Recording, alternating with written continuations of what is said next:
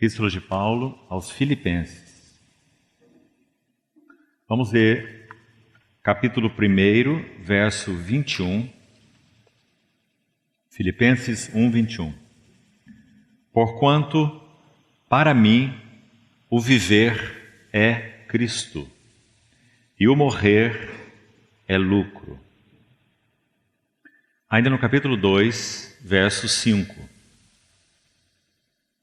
Tende em vós o mesmo sentimento, ou o mesmo pensamento, a mesma mente, que houve também em Cristo Jesus.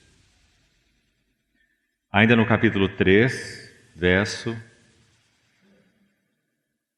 14. Prossigo para o alvo, para o prêmio da soberana vocação de Deus em Cristo Jesus. E, finalmente, no capítulo 4, versos de 11 a 13.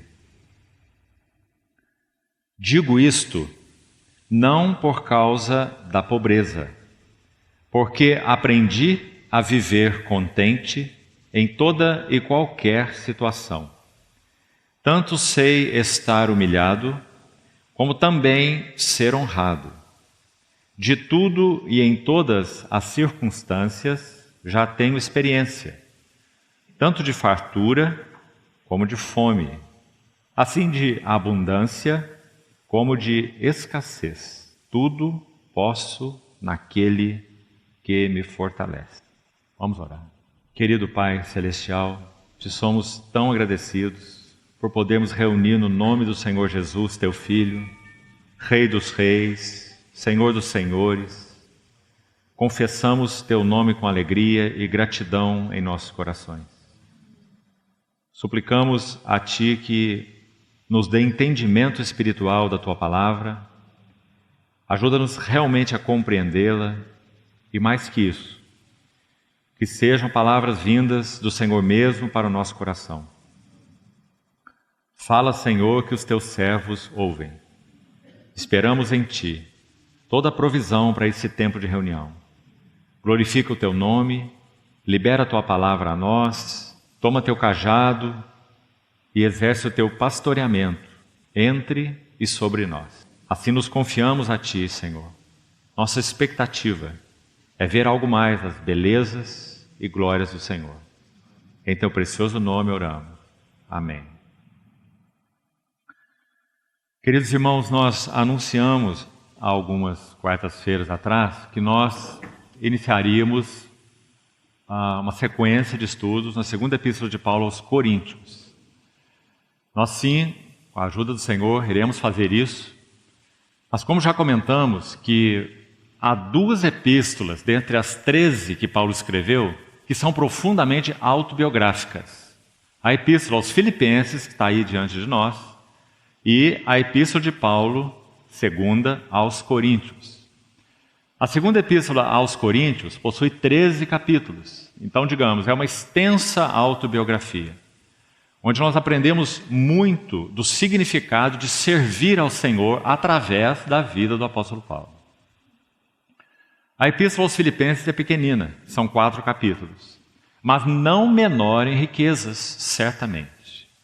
Então, entendido o Senhor, considerando esse tema que iremos iniciar hoje, dentro do assunto, a vida e serviço do apóstolo Paulo, como aquele que sem dúvida foi constituído pelo Senhor mesmo, colocando suas mãos nesse vaso, tão alheio aos propósitos de Deus, caminhando, digamos, na contramão do que realmente o Senhor tinha para ele, um judaizante professo, um feroz perseguidor da igreja, e então aquela história tremenda na estrada de Damasco, quando o perseguidor se torna perseguido, ganho, capturado. E nas palavras dele, ele descreve claramente o que foi que o capturou. Quando estudarmos 2 Coríntios, nós vamos lá de novo a esse versículo, quando chegarmos lá em outra sessão, ele vai dizer assim: o amor de Cristo. Nenhuma outra coisa. Pois o amor de Cristo me constrange. E sabemos que a palavra que ele usou aí na nossa tradução para constrange, no original, significa por algemas. Paulo era algemado pelo amor de Cristo. Não algemado por uma obrigação, não algemado por uma filosofia, não algemado porque aderiu a um determinado estilo de vida. Absolutamente não. Segundo aos Coríntios 5,14, o texto que eu citei. Pois o amor de Cristo me pôs algemas. Foi literalmente o que ele diz. Quando, ele segue nesse verso dizendo assim, quando julgamos assim, um morreu por todos. Logo, todos morreram. Irmãos, que verso maravilhoso é aquele. Porque ele diz assim, e um morreu por todos, obviamente nosso Senhor Jesus, cujo amor colocou algemas em Paulo. Então ele diz, e ele morreu por todos. Por favor, nunca permita que esse versículo escape do seu coração, porque ele é extremamente precioso e é uma chave da vida e do serviço de Paulo. Então ele vai dizer, um morreu por todos, logo todos morreram. E ele morreu por todos para que, ou qual o propósito dele ter morrido por todos nós? Para que os que vivem não vivam mais para si próprios, mas vivam para aquele que por eles morreu e ressuscitou. Ora, irmãos, nós conhecemos a palavra de Deus. Nós sabemos que a morte do Senhor Jesus teve um valor imenso com relação a perdão de nossos pecados, com relação à paz de nossa consciência, com relação a restaurar a nossa comunhão com Deus, com relação a nos livrar da ira vindoura, com relação a nos livrar de uma vida carnal. Agora, livrar-nos do mundo, libertos do mundo, estamos no mundo, mas não vivemos para o mundo. Estamos comprando no mundo, vendendo no mundo, casados no mundo, criando filhos no mundo, mas não vivemos para o mundo. Vivemos para Ele, para aquele que nos amou, para aquele que nos comprou. Ele é o centro e o foco de todo o nosso viver e mais do que isso. É Ele quem dá razão a todas essas coisas. Nosso casamento seria fútil, nossa família não seria nada, nosso trabalho seria vão, se Cristo não fosse o centro e o foco santo que desse significado e realidade até a todas essas coisas. Então, embora a morte do nosso Senhor Jesus tenha sido tão preciosa em tantos aspectos, olha o que está escrito aí em 2 Coríntios 5,14. Um aspecto específico aí, neste versículo, além de tudo que já falamos, e mais que ainda não falamos. Esse versículo diz então, Ele morreu por todos para que os que vivem não vivam mais para si próprios. Ou seja, não vivam uma vida centrada em si mesmos, em torno dos seus interesses, é o que eu quero, é o que eu sinto, né? Metas próprias, ambições, desejos. Claro que no meio disso tudo há muitas coisas lícitas, né? Mas ainda assim, Paulo está dizendo, Ele morreu por todos nós, para aqueles que o conhecem, entregaram suas vidas a Ele, o têm como seu Senhor, né? Então a sua morte teve o valor maravilhoso nesse versículo de nos livrar de viver para nós. E viver para nós é um grande problema. Porque acho que todos nós já chegamos à conclusão bendita diante do Senhor, que a vida em si mesmo não tem significado. Se ela não é vivida nele e para ele, ela não tem significado. E por quê? Porque dele, por meio dele e para ele são todas as coisas. E claro que isso inclui nossa vida, tudo que somos, tudo que temos, né? E tudo que o Senhor nos tem dado, né? Então que verso maravilhoso aí, e que chave esse verso representa para estudarmos Filipenses e Coríntios. E nós vamos ver por quê. Esse homem que fala em Filipenses e em Coríntios é Paulo, alguém que conheceu muito bem o que ele disse aí em 2 Coríntios 5,14. Ele realmente viveu uma vida como escravo de Cristo. Irmãos, a Epístola aos Filipenses tem 4 notas, é por aí que vamos começar. Vamos usar a Epístola aos Filipenses como uma introdução à Epístola aos Coríntios. Isso que vamos fazer. Porque acho muito importante que façamos assim. Então, nós lemos aí 4 versículos em Filipenses.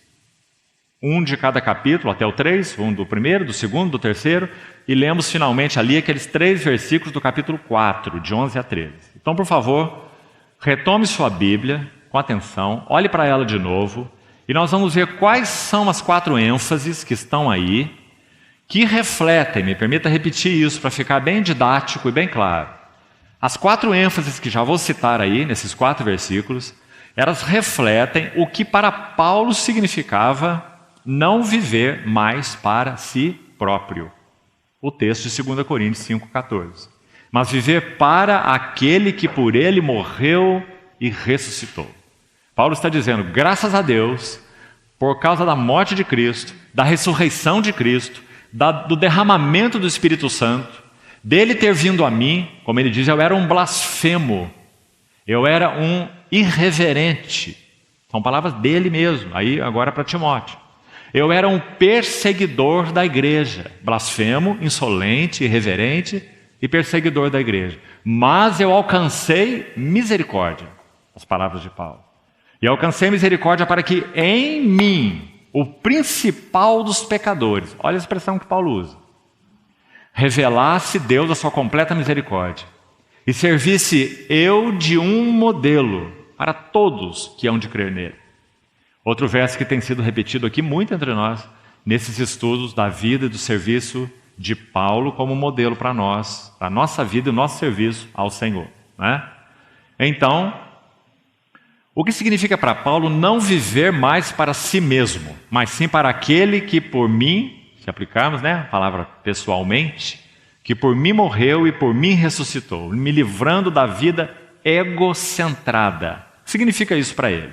Então vamos lá de novo nos versículos que lemos e vamos tirar as 4 notas. Então está aí de novo Filipenses 1:21, nós já lemos. Ele vai dizer, para mim o viver é Cristo. Irmãos, maravilhosa frase. Porque ele não está dizendo que em nada, que ele tinha uma religião, que ele adotou, como já falamos, uma outra filosofia de vida, né? Outro estilo de vida. Não. A experiência de Paulo em Damasco foi tão dramática, e bendito seja o Senhor, nas proporções de cada um de nós, essa também foi a nossa experiência, não é? Nós estávamos perdidos e fomos achados. Nós não tínhamos nenhuma relação real com Deus. Poderíamos ter um temor, entre aspas, a Deus. Todos nós aqui tivemos a mesma história, não é assim? Um temor, um respeito, mas não tínhamos relação com Deus. Nós não orávamos a Ele, meu paizinho, não é? Porque não era uma realidade a habitação do Espírito de Deus no nosso espírito, antes de crermos no Senhor, né? E assim era Paulo. Então, nesse dramático encontro, o que ocorreu com ele foi o que também proporcionalmente ocorreu conosco. Um dia, pela graça de Deus, o Senhor Jesus também nos buscou, também mostrou a nós quem Ele era, o Filho de Deus, o Verbo encarnado, o único Salvador. E o que aconteceu conosco? Nós pudemos, na nossa experiência, de uma maneira ou de outra, também dizer o que Paulo disse nesse versículo. Agora, para mim, o viver é Cristo. Na verdade, não é que eu o achei, não. Ele me achou. Ele me buscou. Ele me amou. Também são palavras de Paulo, né? Então, aí está a história dele resumida nessa frase tão simples. Para mim, agora, o viver é Cristo. Ele vai além do que ele falou aos Colossenses. Em Colossenses 3, ele disse assim, quando Cristo, que é a nossa vida, lembra-se? Colossenses 3, versos 3 e 4, verso 4 especificamente, Colossenses 3, 4. Ele vai dizer, quando Cristo que é nossa vida. Agora aqui ele vai além. Aqui ele diz, para mim o viver é Cristo. Não apenas Cristo é minha vida, mas Cristo é minha ocupação. Minha alegria, meu prazer é estar ocupado com Ele. Aqui ou ali, viajando, trabalhando, fazendo tendas, era a profissão dele, não é? Para mim, o viver é Cristo. Agora, irmãos, essa realidade, então, que graças ao Senhor nós também temos, ela é tão maravilhosa, porque olha como esse verso termina. Olha, por favor, de novo para a sua Bíblia. O contraste. No mesmo versículo, viver e morrer. Para mim, o viver é Cristo e o morrer é lucro. A palavra lucro, no texto original grego, significa um avanço em relação a um estado anterior. Então vamos colocar assim.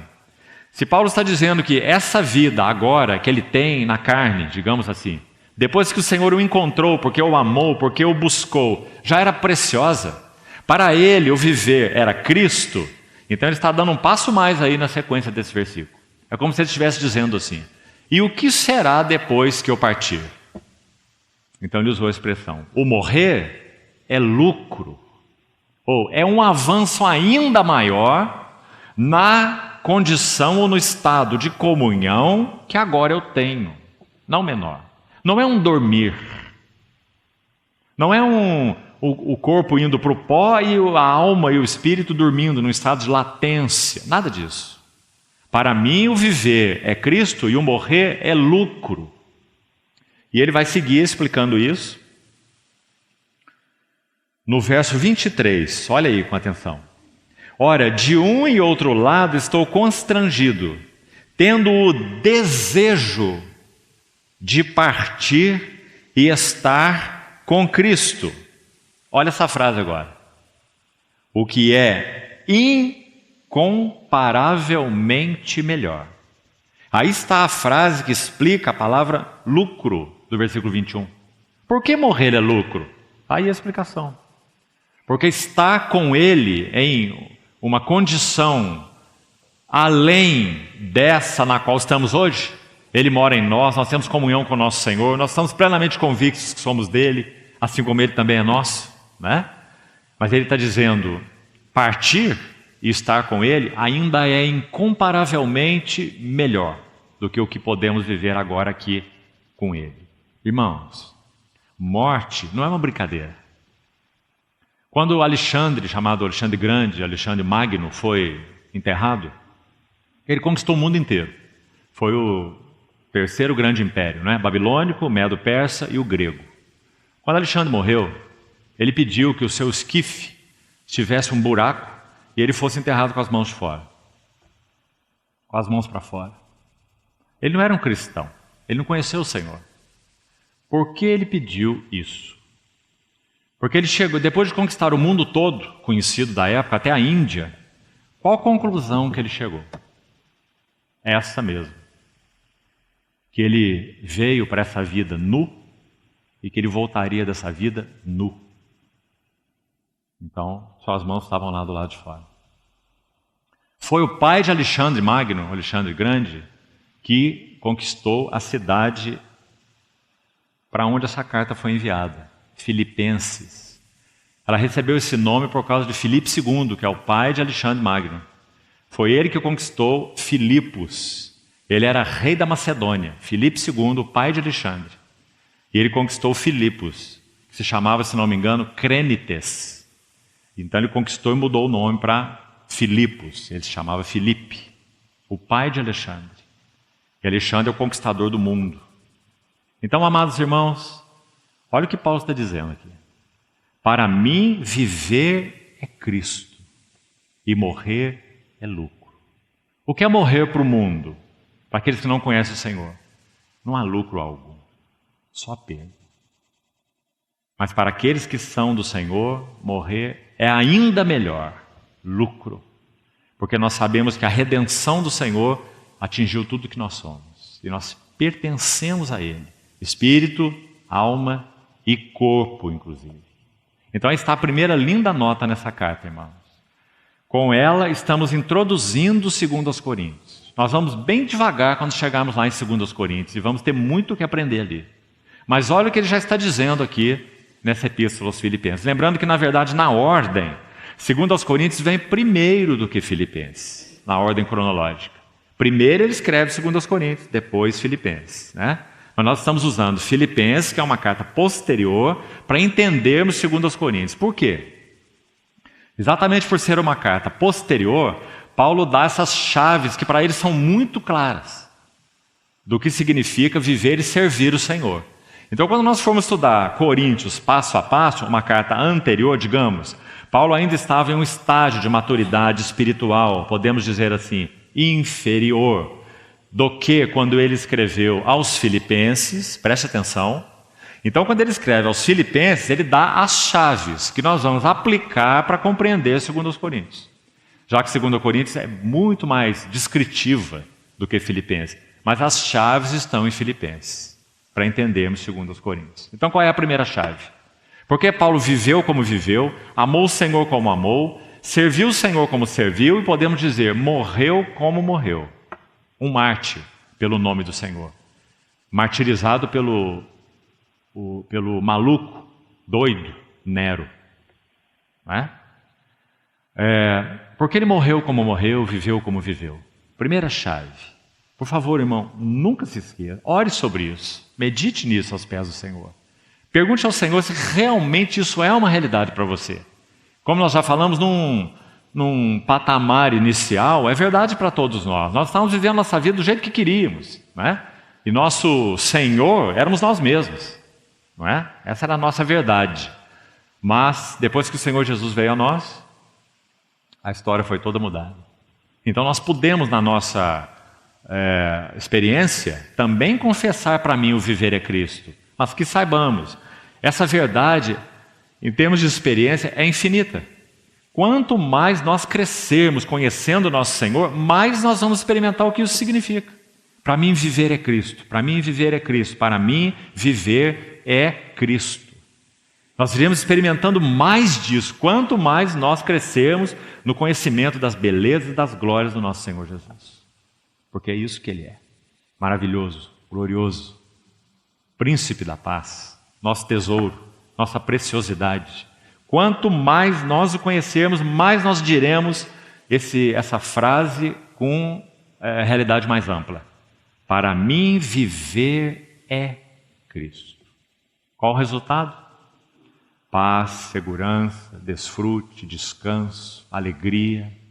Né?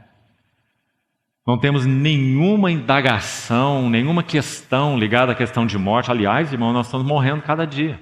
Né? Sou muito grato ao Senhor, porque Ele me encontrou quando eu era um jovenzinho adolescente. E lá se vão 40 anos caminhando com o Senhor. Né? Então, quando eu olho às vezes no espelho assim, não me preocupo muito com isso não, sinceramente. Mas quando eu olho assim, já não vejo mais aquele jovenzinho de 14 anos. Né? Então, que precioso é essa verdade. Para mim, viver é Cristo. E morrer é lucro. Seja ele como for. Né? Então, amados irmãos, essa é a primeira chave da vida e do serviço de Paulo. Cristo, para ele, não foi uma nova filosofia. Ele era um filósofo. Né? Ele era um judaizante. Ele era um homem fluente em 3 línguas. Ele era um intelectual. E quando ele olha para essa história, como ele chama tudo isso? Por causa da sublimidade do conhecimento de Cristo Jesus, o meu Senhor, eu considero perda todas as coisas. E as considero como um refúgio, lixo inútil, para ganhar a Cristo. Irmãos, realmente é um assunto para nós orarmos diante do Senhor. Será? Como eu disse, todos nós já temos a experiência inicial, mas não basta. O desejo do Senhor é que ela seja progressiva, crescente, profunda, cheia de realidade. Então, será que nós podemos dizer essa frase aplicada a todas as esferas de nossa vida? Nós estamos relacionando com as coisas adequadamente? Ou as coisas estão ocupando o nosso coração? Nós estamos vivendo no mundo sem que o mundo esteja dentro de nós? Nós estamos vivendo relacionamentos sem sermos absorvidos por eles? Para mim, para nós, viver é Cristo mesmo, com tudo o que isso significa? Irmãos, essa é uma grande pergunta. E é profundamente examinadora. Graças ao Senhor nós já fomos salvos, graças ao Senhor já temos comunhão com Ele, mas nós sabemos que essa nossa santificação, essa nossa salvação, por um lado, é progressiva. Não basta o aspecto inicial. Né? Então não vamos considerar esse versículo tão conhecido nosso como uma coisa comum. Vamos permitir que sejamos perscrutados por ele. vamos perguntar ao Senhor: Senhor, o que há na minha vida, no meu coração, que ainda me consome? Eu não sou capaz de dizer com tudo que isso significa. Para mim, viver é Cristo. Sabe como nós podemos provar isso? À medida que o Senhor colocar a sua mão em algumas coisas de nossas vidas. Então será realmente provado se para nós o viver é Cristo. Se o Senhor tocar na nossa saúde, ficará provado se para nós o viver é Cristo ou o viver é saúde. Se o Senhor tocar na prosperidade, ficará provado se o viver é Cristo ou se o viver é prosperidade, bens ou outras coisas. Se o Senhor tocar em algum relacionamento, também ficará provado se para nós o viver é Cristo ou o viver são relacionamentos. Compreende, irmão? Então essa é uma prova realmente profunda. E nosso bondoso Senhor, que nunca tem prazer em imputar sofrimento a nós, o que Ele faz? Ele toca as nossas vidas gentilmente. Ele não é um rolo compressor que vem fazendo estrago em nossas vidas. Esse não é o nosso amado Senhor. Mas Ele sabe que nós somos como polvos, naturalmente falando, cheios de ventosas, de tentáculos. E nós queremos grudar em tudo e extrair vida dessas coisas todas. Bem, saúde, relacionamento, alegrias passageiras. Nós grudamos aí e queremos extrair vida dessas coisas. E a conclusão que chegamos? Nelas não há vida. Porque Ele é a vida. Então, como Ele faz para que nós aprendamos essa lição? Gentilmente. Naquela medida que só Ele tem a respeito de mim e de você. Ele vai tocando gentilmente. Toca aqui, toca ali, toca lá. Você toca lá de novo, onde já tocou uma vez, mas agora toca um pouco mais profundamente. E nós vamos aprendendo essa lição maravilhosa. Para mim, viver é Cristo. E quanto mais aprendemos, me permitam repetir, mais essas coisas, pessoas, circunstâncias, elas vão assumindo o real lugar na nossa existência. Então nós possuímos sem sermos possuídos, né? Nós podemos servir sem ser absorvidos. Nós estamos no mundo, mas o mundo não está em nós. Nós temos as coisas, mas as coisas não nos têm, né? Mas isso não é verdade, irmãos, automaticamente não. É necessário que nós cresçamos na nossa relação com o nosso Senhor Jesus, para que Ele então possa trabalhar essa verdade no nosso coração. Para mim, viver é Cristo e morrer é lucro. Então está aí a primeira chave. Vamos à segunda. Hoje a nossa intenção é fazermos apenas essa introdução. Capítulo 2 foi o verso 5 que nós lemos. Então, por favor, olha aí de novo para esse versículo.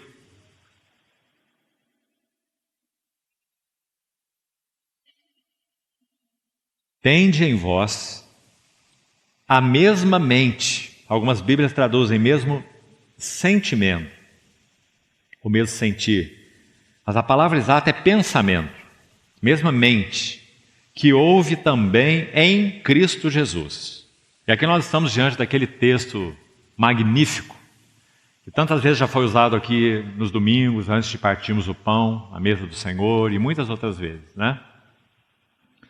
O texto que fala sobre o nosso Senhor Jesus, desde que Ele, sendo o Filho eterno de Deus, estava com Deus, até esse passo inicial, até o passo final, onde termina o contexto, já vamos ler agora mesmo, quando esse Filho de Deus que se fez carne, viveu uma vida humana, morreu uma morte de cruz, ressuscitou, foi ascenso ao céu, entronizado. Então lá termina esse contexto aí que nós vamos ler.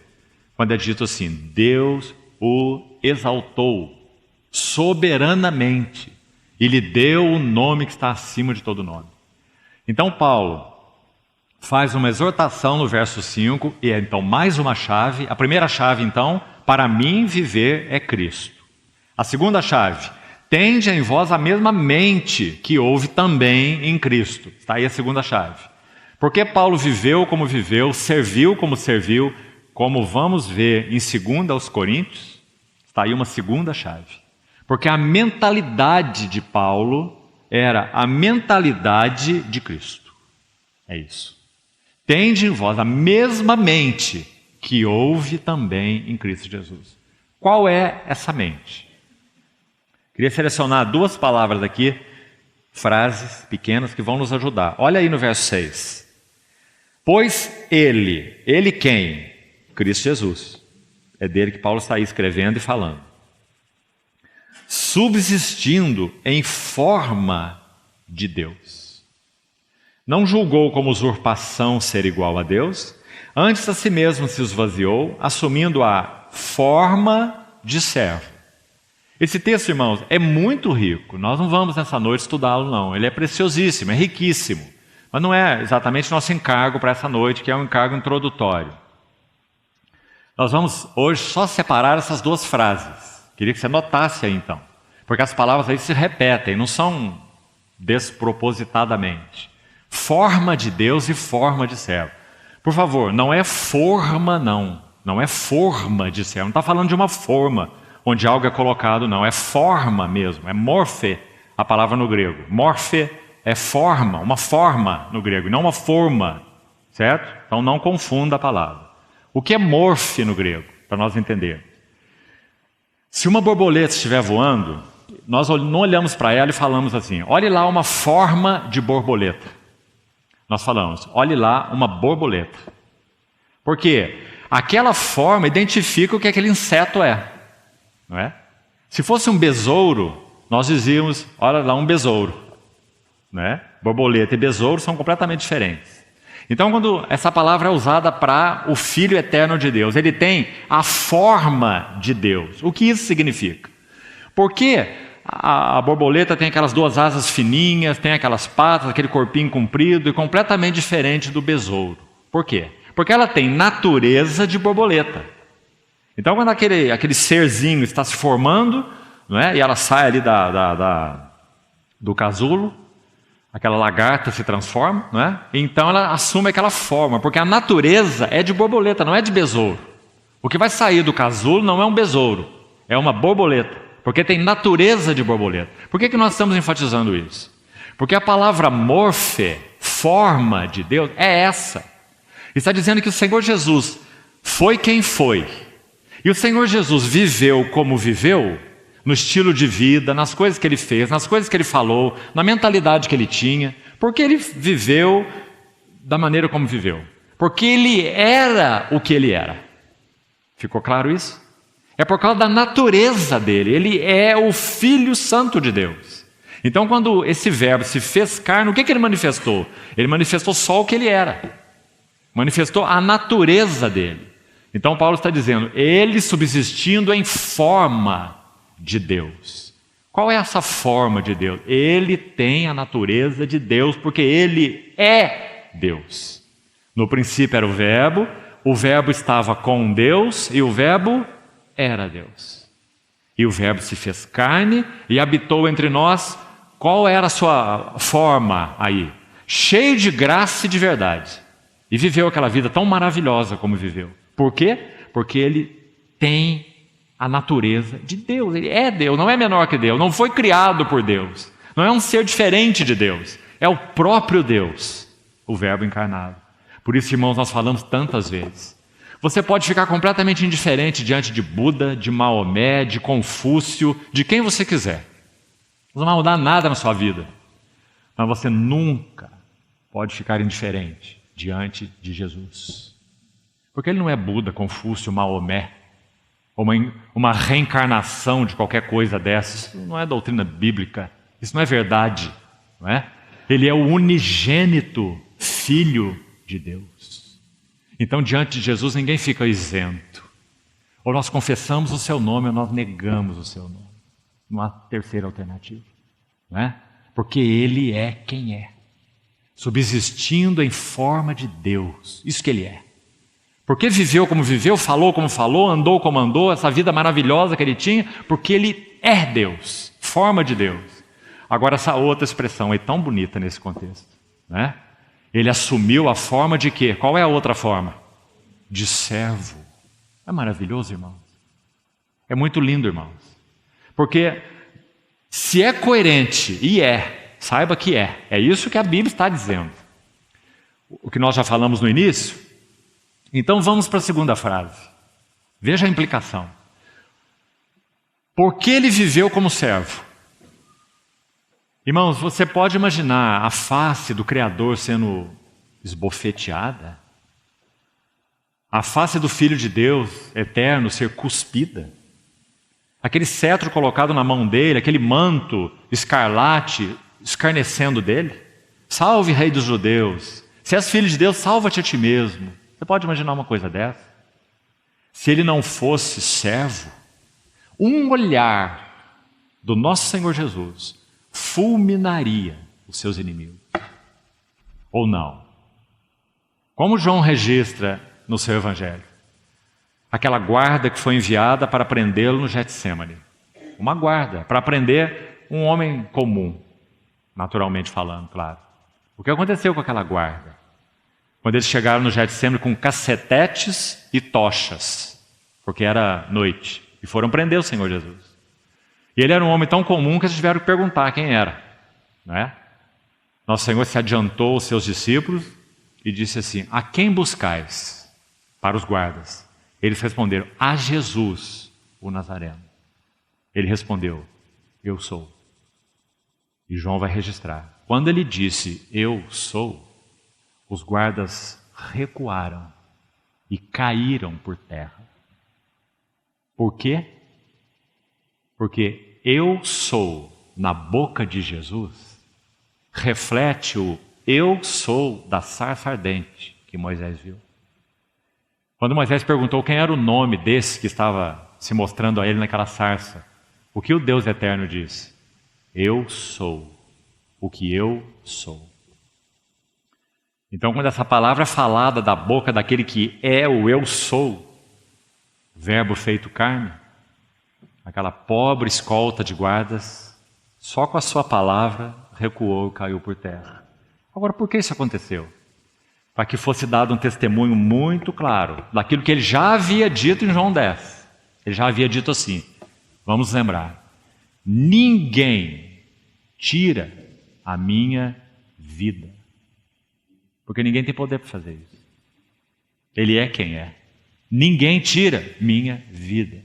Eu espontaneamente a entrego. Então ele deu esse último testemunho, para que ficasse muito claro. O quê? Ficasse claro o quê? Que esse que tem forma de Deus assumiu forma de servo. Não é maravilhoso, irmão? Por que então ele viveu como servo até esse ponto? Obediente, está aí no texto de Filipenses, né? Eu já disse, não vamos analisar frase por frase, mas está aí essa linda frase no verso 8 aí. A si mesmo se humilhou, tornando-se obediente até a morte e morte de cruz. Não é? Por que foi assim? Porque ele assumiu a forma de servo. Agora, para o caso aqui, desse momento, o que eu queria destacar com os irmãos? Ele não adquiriu forma de servo. Muito cuidado com as palavras, irmão. Nas doutrinas bíblicas, nós temos que ser muito precisos. Uma palavra muda todo o significado. Ele não adquiriu forma de servo. Compreende? Porque adquirir é você possuir algo que você não tinha. Ele assumiu forma de servo. A palavra que está aí é assumiu, não é adquiriu. Porque ele assumiu a forma de servo, porque ele nunca foi outra coisa que não seja servo. E como nós já falamos aqui muitas vezes, como isso alegra o nosso coração, irmãos, nos enche de gozos. Parece que especialmente quando estamos aqui, partindo o pão nos domingos à noite, na presença do Senhor, né? O trono não mudou o caráter do Senhor Jesus. Ele é, eternamente é e será o Senhor dos senhores e o Rei dos reis. Mas também, ao mesmo tempo, ele é e sempre será o servo dos servos. Por isso que ele assumiu a forma de servo. É isso que ele é. Então, quando ele se mostrou como servo, não foi uma coisa nova. Compreende? Não foi algo, então, que ele adquiriu, mas foi algo que ele manifestou. Compreendeu, irmão? Que maravilhoso Senhor nós temos. Por que 4 evangelhos foram escritos? Para nos mostrar isso mesmo. Que ele é rei, Mateus, e que ele é servo, Marcos. E que ele é homem, Lucas, e que ele é Deus, João. Os 4 evangelhos, não é? Então, forma de Deus, forma de servo. Bendito seja o seu nome. Então, aí está o texto explicando de um extremo a outro a vida bendita do nosso Senhor. Mas por que Paulo faz isso aqui? O motivo está no versículo 5, a chave que nós falamos.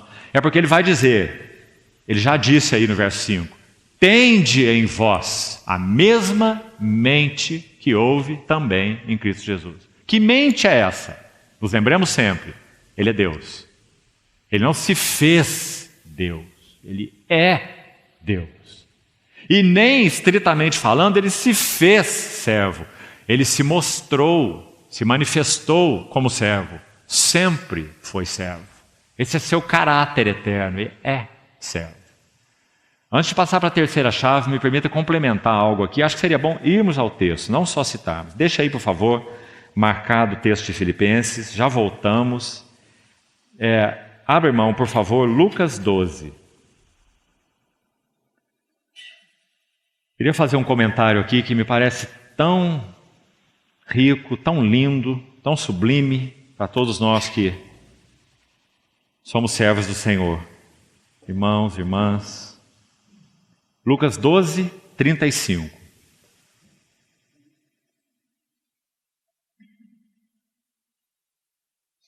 Veja esse servo aqui. Esse que assumiu a forma de servo, possuindo também a forma de Deus, como já explicamos. Lucas 12, 35. Cingidos estejam os vossos corpos e acesas as vossas candeias. Isso fala de vida e de testemunho. Sede vós semelhantes a homens que esperam pelo seu Senhor. Então olha aí, Senhor. O nosso Senhor, Ele mesmo está contando essa parábola, né?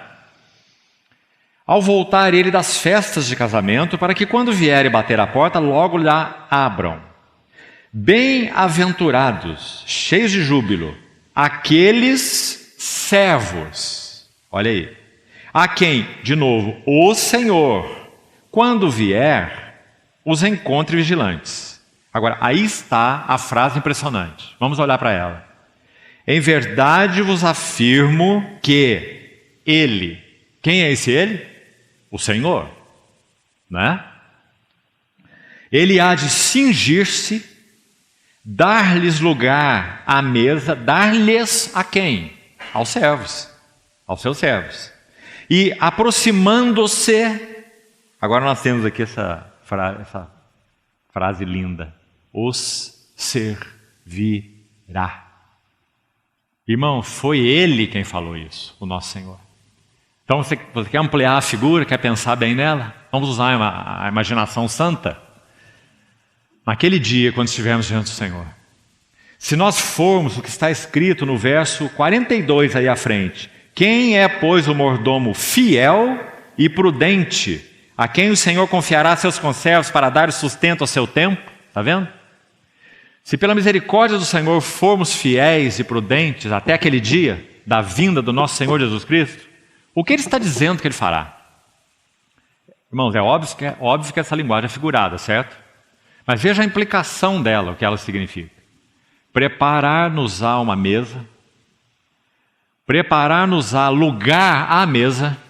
Então nós teremos a posição de aqueles que estão sendo servidos, os convidados, assentados. E é dito que o Senhor, olha aí o versículo, aproximando-se, Ele vai cingir-se. Essa atitude era aquela do escravo, que tomava o seu avental próprio, ele exercia outro serviço na casa, por exemplo. Quando ele ia servir a mesa, então ele tinha que tirar aquele avental sujo para um avental próprio de servir a mesa, servir o seu senhor. Então era um avental próprio do escravo fazer o serviço dos convidados. Essa palavra que o Senhor usou aí. Então de cingir-se-á, tomando o avental do servo.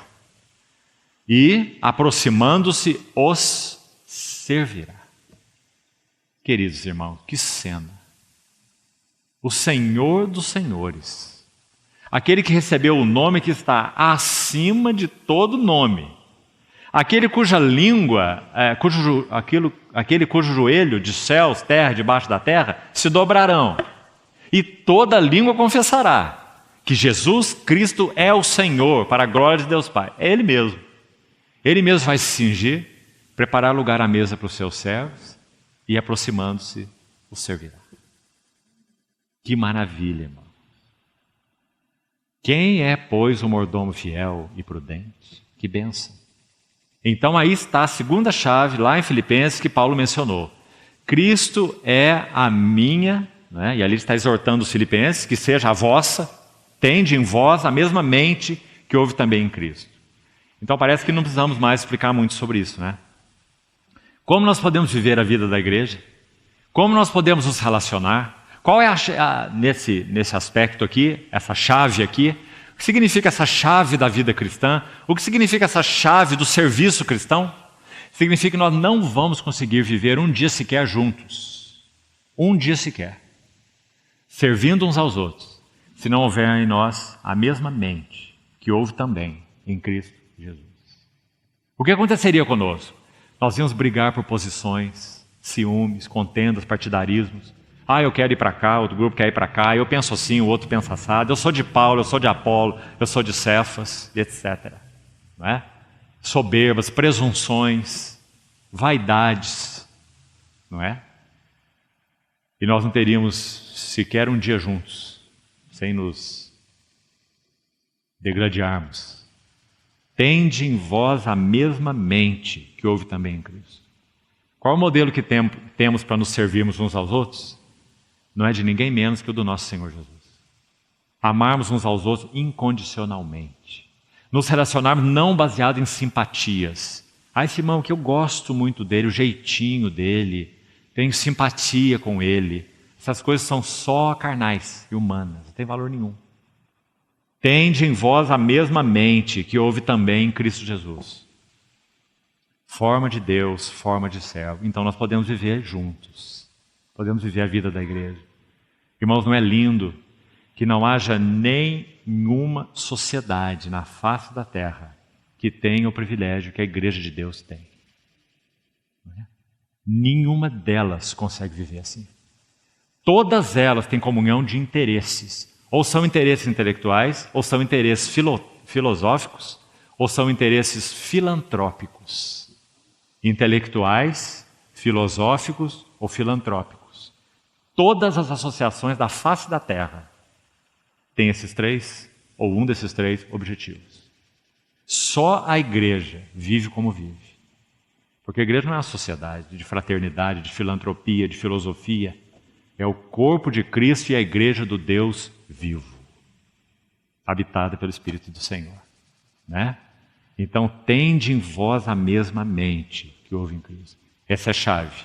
Quando nós estudarmos Coríntios, segunda, nós vamos ver quanto da mente de Cristo houve em Paulo.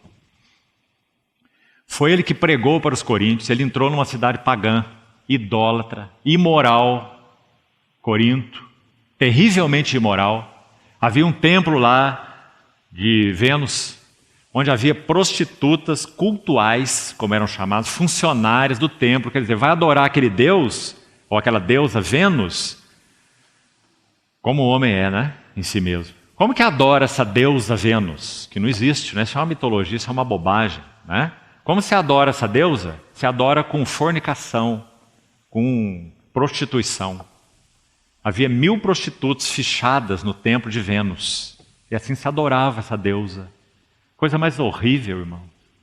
Então Paulo pregou o evangelho nessa cidade, Corinto.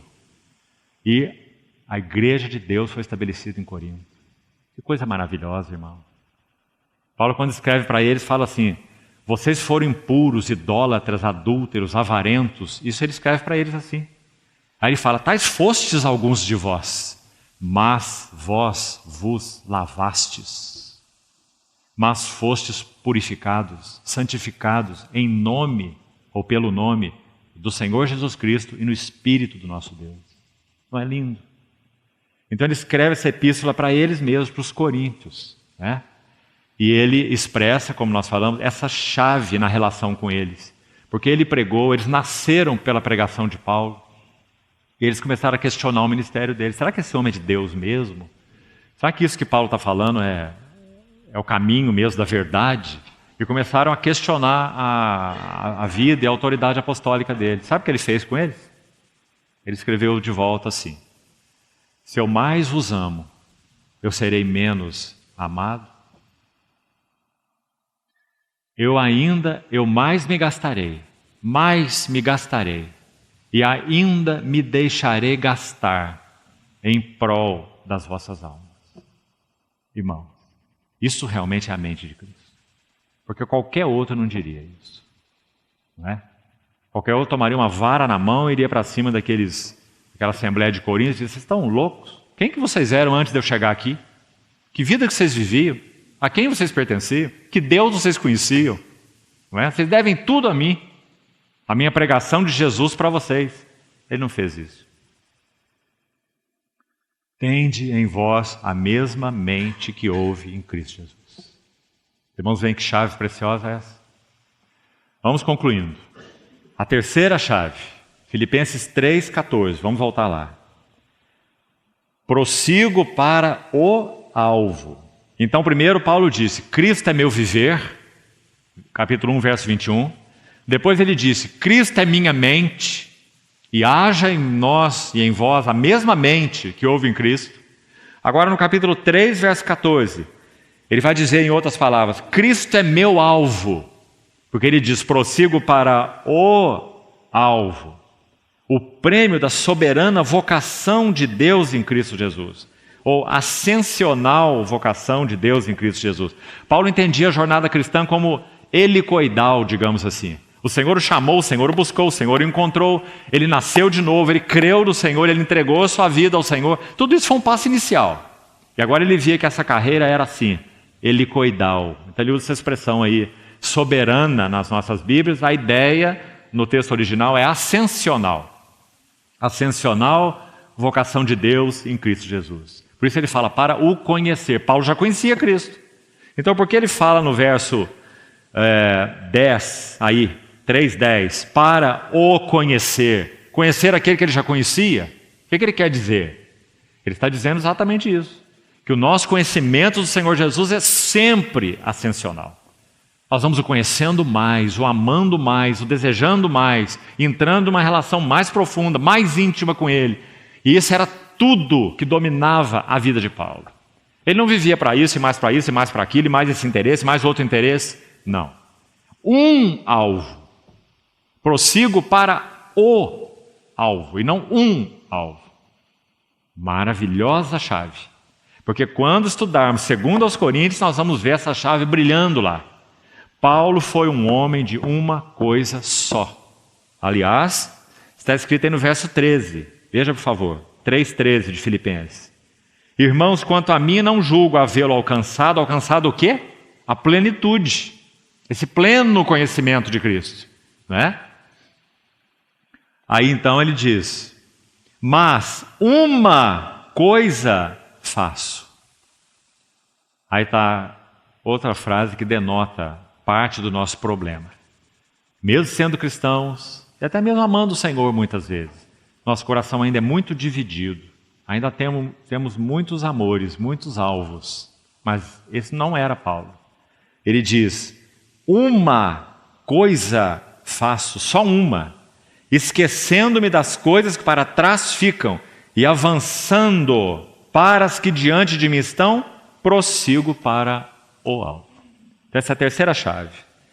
Cristo, podemos assim dizer, as palavras de Paulo, né? Cristo é meu alvo, único alvo. E quando ele diz esqueço as coisas que para trás ficam, vamos nos lembrar. Ele tem uma jornada muito preciosa no Senhor também, né? E tem a jornada antes de conhecer o Senhor. Quando ele olha para essa, ele diz: é um lixo inútil. É a expressão dele. Considero como refúgio para ganhar a Cristo. Não tem valor para mim. Ele diz quanto a essa história até conhecer o Senhor.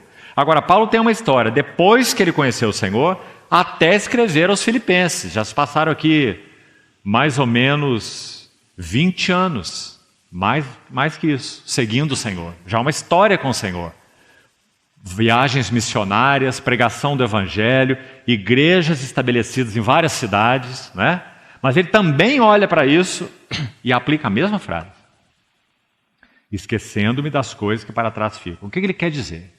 Meu coração não está focado nas igrejas que foram estabelecidas pela minha pregação de Jesus Cristo. Não é aí que está no meu coração. Meu coração não está focado na obra de Deus. Meu coração está focado em Cristo mesmo. Então, esquecendo-me das coisas que para trás ficam, avanço para as que diante de mim estão. Maravilhoso, irmão. E para terminarmos então, capítulo 4, aqui vamos encerrar. Vamos reler de 10 a 13 e terminamos com um pequeno comentário.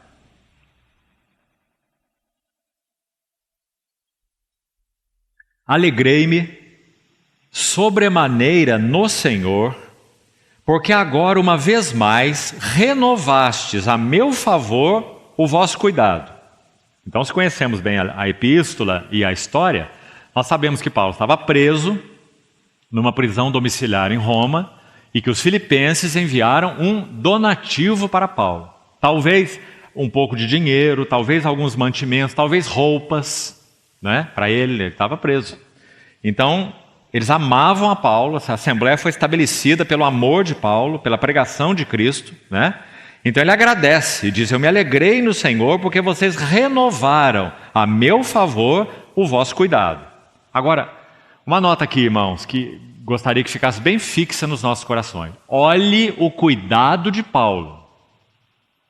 Se ele fosse um homem que estivesse interessado nos bens daqueles para os quais ele pregava o evangelho, então isso ia ficar evidente, particularmente nessa epístola, porque ele recebeu o donativo deles na prisão. Ele poderia ser todo político, né, e dar um jeito de agradecer essas pessoas, escute bem, de modo que ficasse transmitida ali subliminarmente a seguinte mensagem: continue fazendo, viu? Eu preciso mesmo, estou aqui preso, lembre sempre de mim, não se esqueça. Mandem aí donativos mensais, talvez. Compreendeu, irmão? A delicadeza. Agora vamos ver o que ele falou? Olha lá. Verso 10 ainda. O qual, esse cuidado com ele diz, já tinhais antes, mas vos faltava a oportunidade. Agora aí está a delicadeza no verso 11. Olha, digo isto não por causa da pobreza. Ele está dizendo que vocês saibam, eu não tenho o menor problema e a menor dificuldade em ser pobre. É isso que ele está dizendo. E que seja muito claro então para o nosso coração. Ele não está fazendo nenhum jogo emocional para conquistar os filipenses, para mandar oferta para ele. Pelo contrário. E vamos ver por quê. Porque, verso 11, por quê? Porque eu aprendi, aí está a chave, a viver contente em toda e qualquer situação. Irmãos, que lindo. Quando estudo essa epístola aos Filipenses, e quando leio esse versículo, sempre me vem uma coisa em mente. Vamos ver se os irmãos entendem aqui. Foi uma troca, me permita pôr assim entre aspas, uma troca injusta. Sabe qual é essa troca injusta, entre aspas? Os filipenses mandaram só um pouco de mantimento para Paulo. Quem sabe um pouco de dinheiro, umas roupas, umas coisas, tá certo? E ele usou aquilo e acabou lá mesmo, lá quase 2000 anos atrás. Foram só as coisinhas que mandaram para ele. Mas sabe o que ele mandou de volta para os filipenses? A carta aos filipenses. E essa carta permanece nas mãos da igreja há quase 2000 anos. Nos ensinando o que é amar o Senhor. O que é servir o Senhor. O que é viver para o Senhor. Ele recebeu uns donativozinhos, mas a igreja recebeu uma epístola. Palavra de Deus, que tem alimentado, ensinado os nossos corações, nos enchido de gozo. Não é? Que maravilha, irmãos. Então, ele continua aí. Aprendi a viver contente em toda e qualquer situação. Aí, olha o verso 12, por favor. Tanto sei estar humilhado. Irmão, ser humilhado é terrível. Ou, baseado no que nós somos. Se não estamos crescendo, conhecendo o Senhor, amando o Senhor, ser humilhado é terrível. Por quê? Um servo de Deus disse assim: se nós conhecêssemos bem, na luz de Deus, quem nós realmente somos, nós ficaríamos sempre impressionados das pessoas nos tratarem tão bem. Entendeu?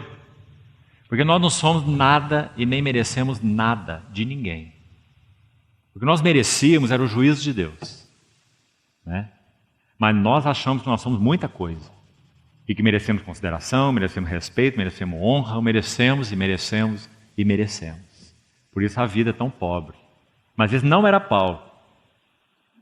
O tesouro de Paulo era Cristo. Todo mérito, se é que podemos usar essa palavra, que ele poderia obter, ele obteve nos méritos de Cristo. Então para ele agora nada fazia diferença. Se ele era humilhado, o que significava ele ser humilhado? Quando ele olhava para ele, ele dizia: eu, de mim mesmo, nada sou. Você não pode humilhar quem já está humilhado, certo?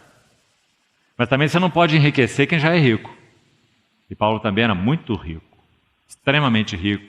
Talvez naquele tempo, na história da igreja, um dos homens mais ricos sobre a face da terra, né?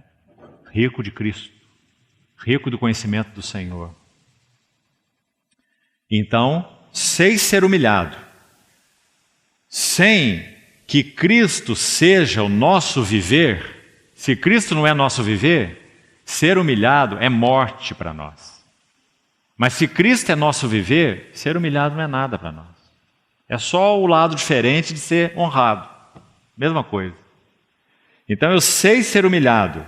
Quando somos humilhados, se Cristo não é nosso viver e não prossegue sendo nosso viver, nós nos deprimimos quando somos humilhados. Paulo era humilhado e não se deprimia. Aí ele disse: sei ser honrado. Quando nós somos honrados, é o problema oposto, irmão. É o problema oposto.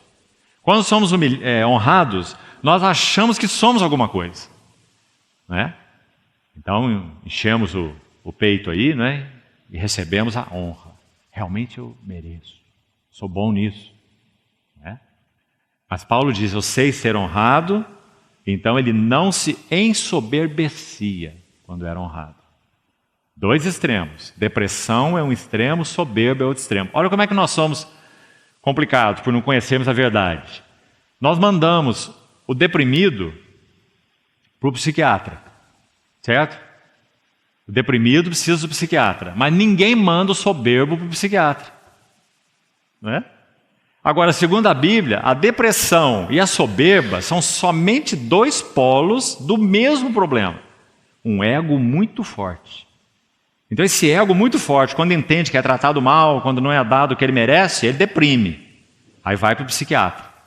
Agora o mesmo ego caído, quando ele é de alguma maneira louvado, honrado e meritado, né? Então ele incha, ele ensoberbece, mas ninguém manda ele para o psiquiatra, não é? Deveria mandar: vai para o psiquiatra porque você está louco. Soberba é loucura. Jesus disse isso em Marcos 7. De dentro do coração do homem procede maus desígnios, furtos, adultério, glutonaria. Assim ele vai e ele termina a lista assim: a soberba e o último item, a loucura. Soberba é loucura, né? Graças ao Senhor, Paulo não tinha problema nem com a depressão, nem com a soberba, porque ele aprendeu a viver contente na humilhação ou na honra. E aí, concluindo: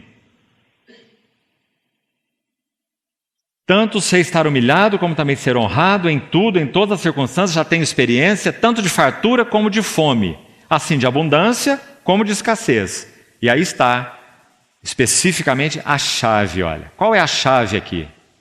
Tudo posso naquele, em união com aquele, em união com aquele que me fortalece. Cristo, seu Senhor. Para mim o viver é Cristo. Em união com Ele, eu tudo posso. Aí, muitos tiram esse versículo da Bíblia, você já deve ter visto várias vezes, colocam no adesivo e prega na janela do carro.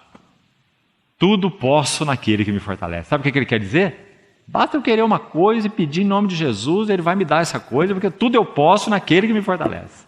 Não é? Ele está fazendo uma violência ao versículo, porque não é nada disso que o versículo está dizendo. Paulo pode tudo o que, então? Segundo esse contexto. O que ele pode?